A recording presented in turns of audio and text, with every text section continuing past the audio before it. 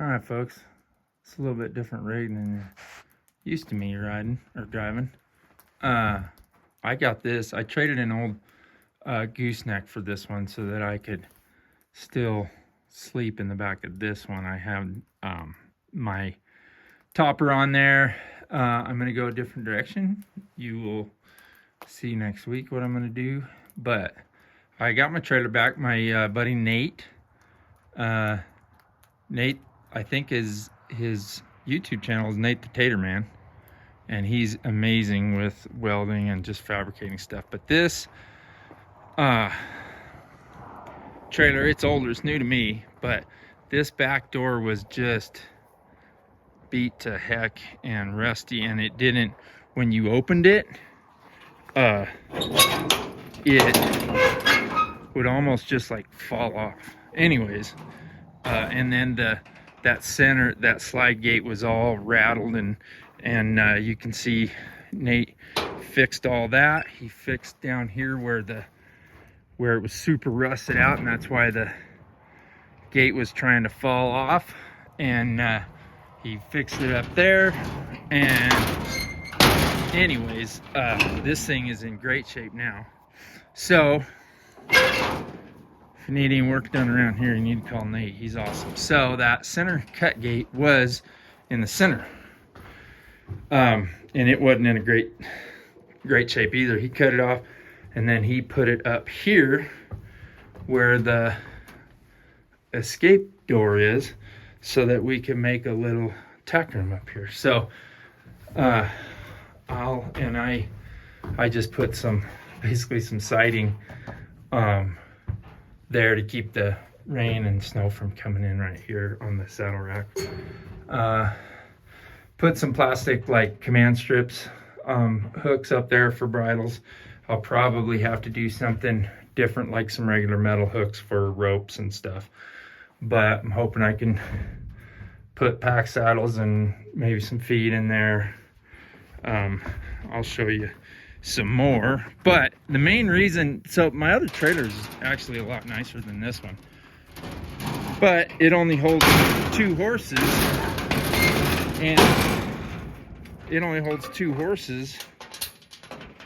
and there's times where I might need 3.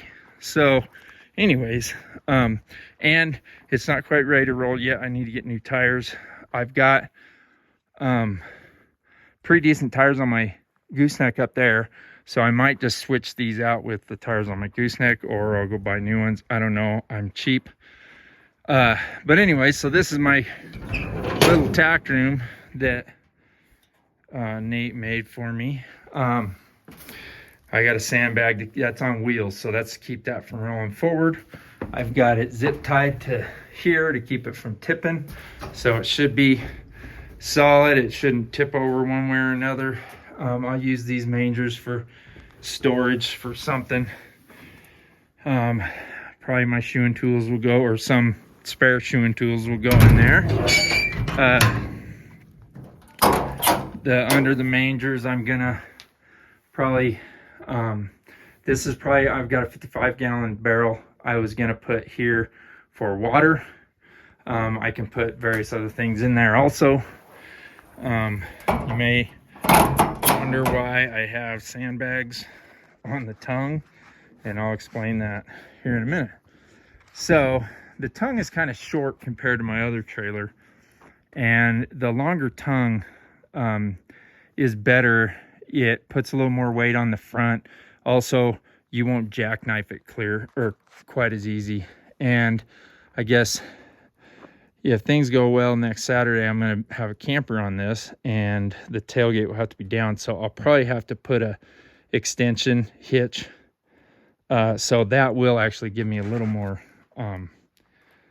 it'll make the tongue longer basically. But if you look at this trailer, the axles are really close to the center of the trailer. And you want them just to, like if they were 6 or 8 inches further back, that would actually be better. And I'll explain why. Because you want more, like your heaviest horse goes up front.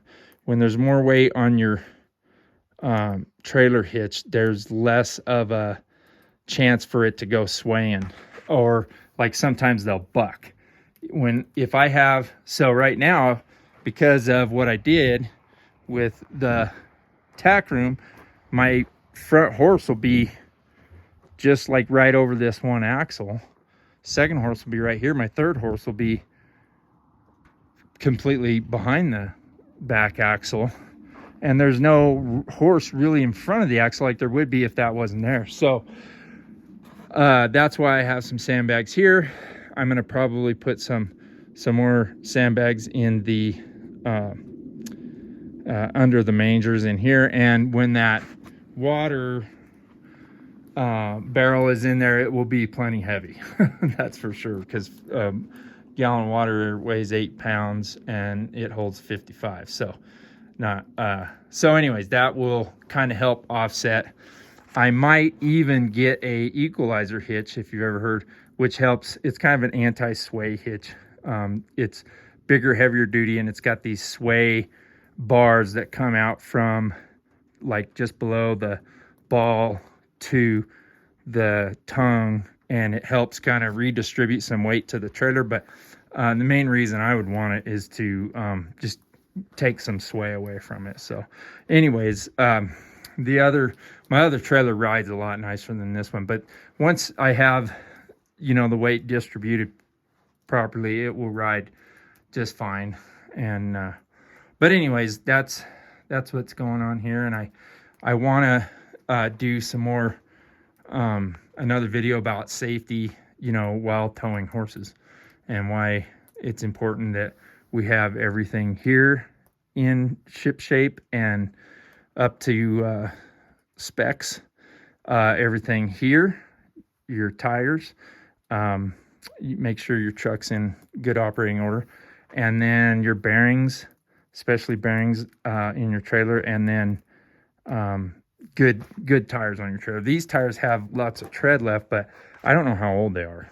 So I think they might be 10 or 15 years old. So I want to get them off there and then I'll put them on that other trailer because it's just sitting, and then maybe I'll get it changed. But those other trailers got a lot, or the tires off that other trailer have a lot more life to them. And always have a spare, 2 spares, spare for your trailer and a spare for your truck. If you don't have a spare, you will find out why you need one. That's just how the rule goes. But anyways, so this is my, I don't know what I'm gonna call this trailer. This is my, I don't know, camping kind of redneckitized trailer. It's in good shape. It's got a great floor. The axles are good. Those are 3,500 pound axles. So should be able to haul 7,000 pounds comfortably. That trailer with 3 horses won't even come near that. So we should be good there. And then, but I'll have a camper on this. So we'll see how much squat I get.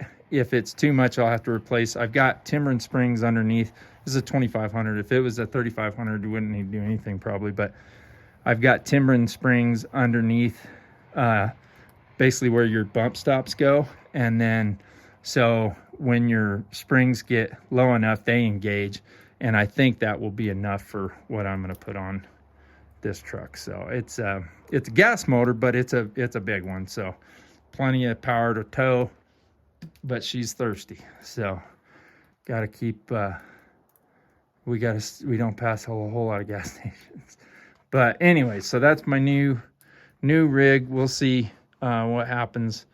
I'm hoping this week to get a better update on what's going on with my shoulder. But it's cold out, but I think I'm gonna ride because it's gonna be snowing for like 3 days this week, maybe 4. So this might be my last chance to ride, at least in decent weather. It's not, I mean, it's cold, but it's not, it tried to rain on us for a while. But we'll put pack saddles on Cash and Snap, and I will ride Hot Sauce. Okay, we're just about ready to go. Snap, Cash got 100 pounds on, and she's about to have 200 pounds on of me. So we'll see how this goes. It's chilly, but the wind kind of died down. It was raining a minute ago, but all right, there is Cash and Snap behind me.